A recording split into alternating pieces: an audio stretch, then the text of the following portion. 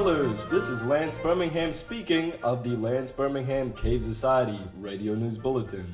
You might be privy already to the shock of red speckled mushrooms that's turned up just outside of the defecation tunnels this week. Our experts are working hard on identifying them right now, but all signs point to harmless. Take the family for an outing, bring a few baskets, and send those crazy kids hurtling into the darkness, searching for the biggest mushrooms they can find. Unfortunately, Clark Dentley was foraging for these specific mushrooms when some rocks from the ceiling came loose and killed him. His body could not be moved due to the rocks, but we'll check back about relocating the corpse once he started to flake away. In other news, you might have heard of the weeping statue phenomenon, a strange case in which a statue, usually a religious effigy, begins to well at the eyes, releasing several tears or even a continuous flow as might a crying person.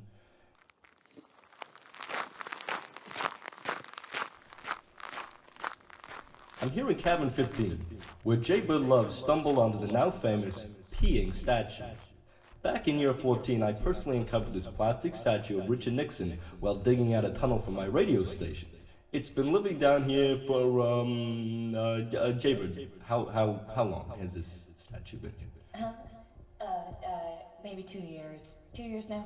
You see, Miss Love visits the statue every single night to pray and to leave an offering.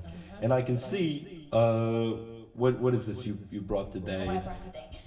Right here on this plate, I always bring in the blue rocks, sometimes the red rocks, often a biscuit, pack of cigarettes, my own hair. And that's what I'm seeing. Is that what that is? No.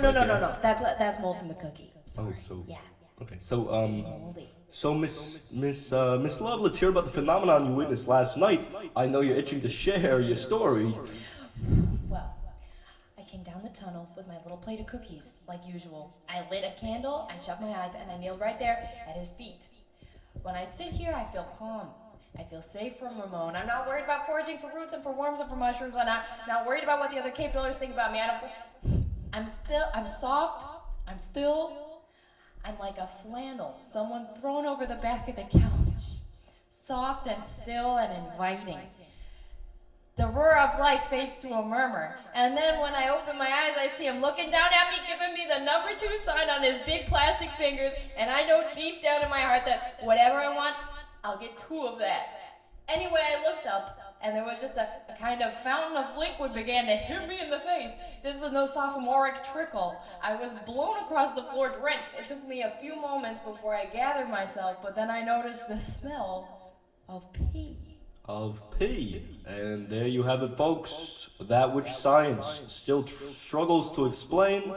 Do gods walk among us? Do they weep and urinate in our presence? Or is something much deeper going on? Let's get back to the studio. Well,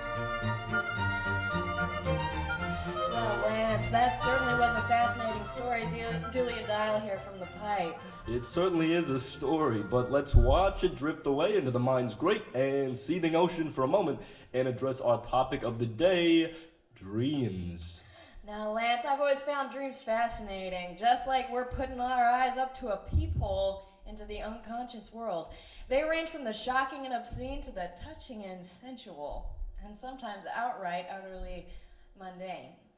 Now, Delia, if I might maybe be so bold as to ask, would you mind sharing the last dream that you remember having? Let me think about that. Okay, well, I suppose this was 2 nights ago. I was curled up on my cot. I'd just blown out the last candle in my cavern, and suddenly I was stolen away to a great cornfield. It was like the cornfields we read about on the surface world, but this one had a big cave ceiling, almost like cavern floor, but bigger. Anyway, I was a scarecrow, clinging to a pole, quivering in the wind, and I saw all these little children coming out of the stalks of corn. They looked nice. They were smiling. They had a baseball bat.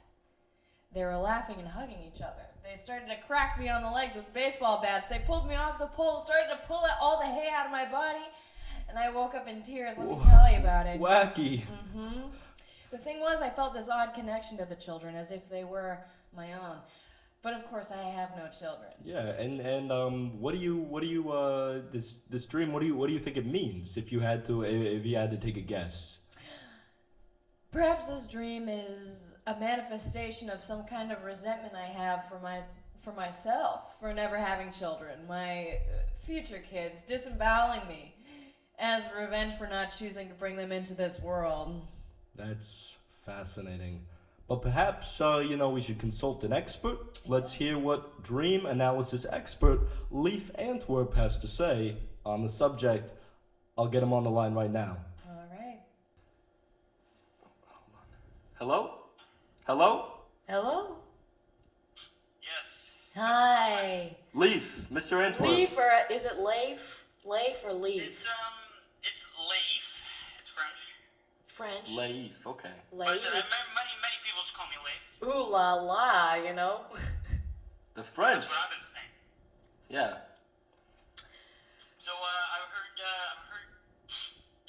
you've been. I had a pretty troubling dream the other night. I think maybe you could enlighten us a little bit since you're you're an expert in Yes, dreams. in fact, Leif has been listening right now while you were just speaking. He's been listening into the radio station. He's been listening to that dream, and I figured he's got some pretty interesting things to say about it. Yeah, what's Hegel the Bagel got to say about my uterus? So what I've really been thinking about this. Have you been having these dreams for a while now? You know, once every couple of months, probably. Yeah. Yes, it's been troubling me for a long time. You know, I've been going to my analyst and we've been talking about it, and he hasn't really been able to help me. I think he's a quack, honestly. He tried to tell me to just go lay out in the cornfield and see if it happens for real. And I thought maybe that just wasn't a good idea. You know, maybe this dream is a precursor of something that's actually to come. Well, most doctors very broken. You know how he's a quack is because he told you to go lay in a cornfield, implying that you should leave the cave. Now, That's not good medical advice now, is it? Of course That's not not. going to get my cholesterol down either. you could die. Who knows what's outside? Poison? So many people have died of sheer stress upon even thinking about leaving of the cave. The sheer stress has killed them immediately. And I think, we can only imagine if that's what it's like to think about leaving the cave, that I mean, your blood pressure just goes up, up, up, up, up, up, up, up, up, up, like up, a up, thermometer, up, it up, explodes up, at the up, up, top, up, up. showers your loved ones Yeah. with mercury, they're all No, dead, what you gonna everyone's do? dead, your children are dead. That's a terrible idea. I think, yeah, we should get him disbarred. You know, honestly, what was your name again, ma'am? Delia Dial. Dear Miss Dial, I've had patients come to me who upon even I've had patients, lovers and family come to me saying they had a dream even about the outside world and they've died instantly after waking up. Do you think I'm at risk? Well, so you say your dream was about being torn apart By children. Yeah. And where was the location of this tearing apart? Well, I was laying in my cavern asleep, but it was in a cornfield. They were coming from amongst the stalks of corn like little boll weevils with bats. With bats. With a baseball bats. And baseball is a game that children like to play. Did you really pay a lot? Were they coming from playing baseball? Did they look sweaty as if they'd just been, I think There doctors- was maybe a little glisten, a little sheen of sweat on each of their noble foreheads, Glisten. but they're beautiful children. Really gorgeous children. I mean, I would have liked to call them my own, except that they were disemboweling me, Wow, disembowelment. Wow. Well, Disembowelment, yeah. I think I have an analysis for this dream. Let's hear it, doctor. Yeah. You got a hankering for baseball. You really cannot get it out of your head. You've been craving. You know, I've been A thinking grip of the bat and that the the sound feel of of that polyester uniform just like clinging tight to my sweaty legs. You know, there's something in that just appeals to me. It's an American sport. Well, hold on now. Delia, you just said before this, you said a manifestation of resentment for never having children, and I feel like really just a dream about wanting to play baseball kind of doesn't...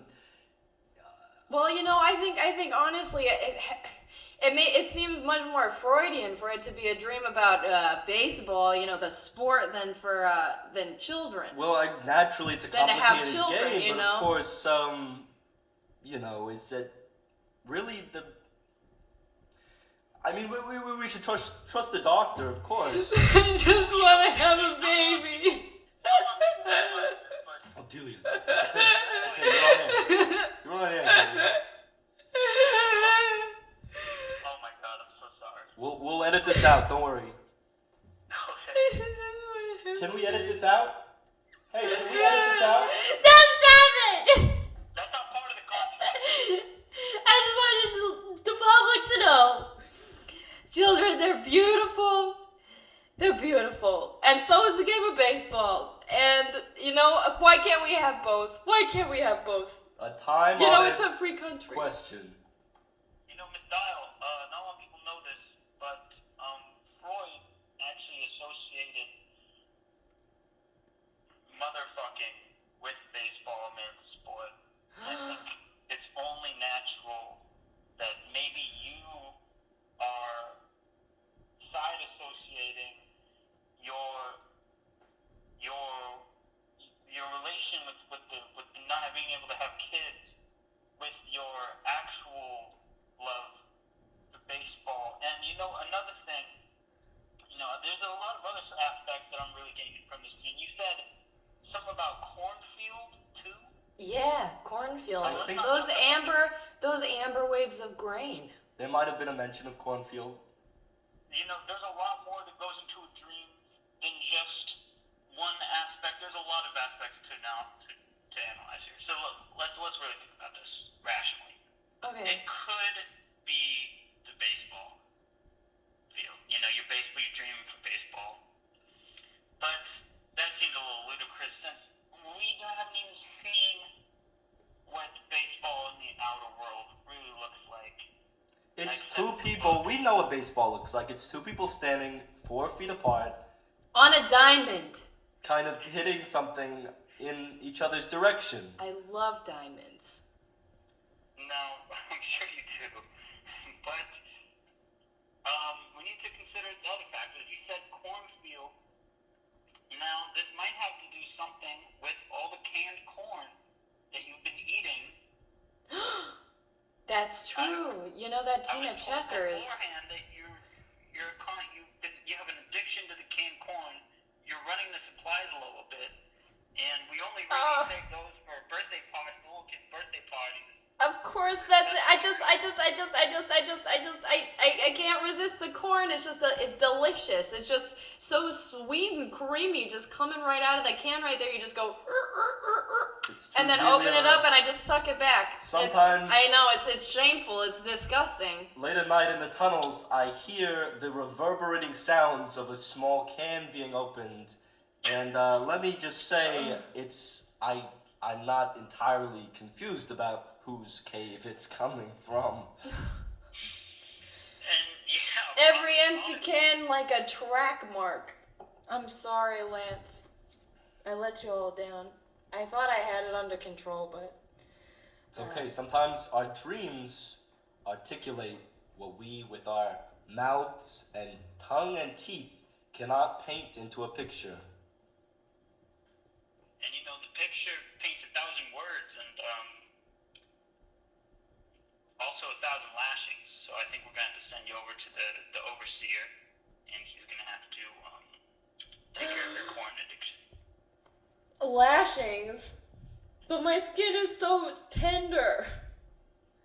Well, you know what the policy is. If we think somebody has broken the corn policy, it's in our Constitution. you know, if you eat too much of the cream corn. I mean, honestly, the overseer is like 80 years old. He can hardly hold the cat of nine tails. Don't send me away! Don't send me away! He's on his way right now. He's already on his way. No! He's on his way. We put in the call. No! We put in the call on the air. He's Don't walking send me over away! here. It'll take him like 2 hours to get here. He's gotta take the annex back tunnel. He's gotta take the back tunnel of the annex. We can't. He's not gonna be here for ages. You don't have to worry. The lashings won't be so bad. Delia, do you need a? Here, I have a tissue right here in my pocket that I've only used a few times. If you'd like to, here, if you'd like to. Oh man, she's in a. Well, Dr. Antwerp, it was so lovely having you on today on the Lance Birmingham Radio News Bulletin. Thank you for calling in. It's a pleasure. Whenever you want me, you call me back. I'll analyze your dreams. I'll analyze anything. I'll even do your garden. I'll even do your garden work. That's so good to hear. For some soup, mushroom soup. I'm really poor right now. Nobody really. Thank you for coming on.